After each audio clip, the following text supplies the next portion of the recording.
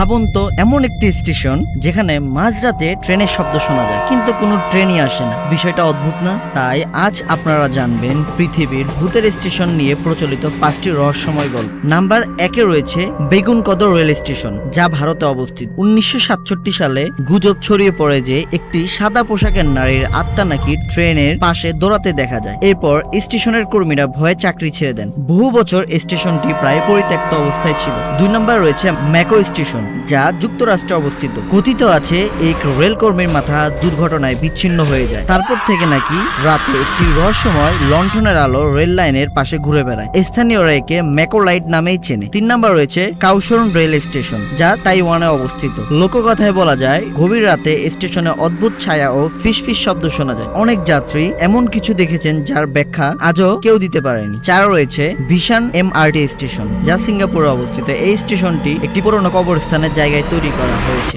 বহু বছর ধরে যাত্রী ও কর্মীদের মধ্যে অদ্ভুত ছায়া, রহস্যময় শব্দ এবং অস্বাভাবিক ঘটনার গল্প প্রচলিত রয়েছে। 5 নম্বর রয়েছে প্যান্টেনিয়াক স্টেশন, যা ইন্দোনেশিয়ায় অবস্থিত। স্থানীয় লোককথায় একটি এলাকা কুন্তিলানাক নামে পরিচিত, এক নারীর আত্মার গল্পের জন্য বিখ্যাত। অনেকে দাবি করেন গভীর রাতে স্টেশনের আশেপাশে অস্বাভাবিক উপস্থিতি অনুভব করেছেন। এবার আপনারা কমেন্ট করে জানান আপনার কোন স্টেশনটিকে বেশি ভৌতিক বলে মনে হয়েছে।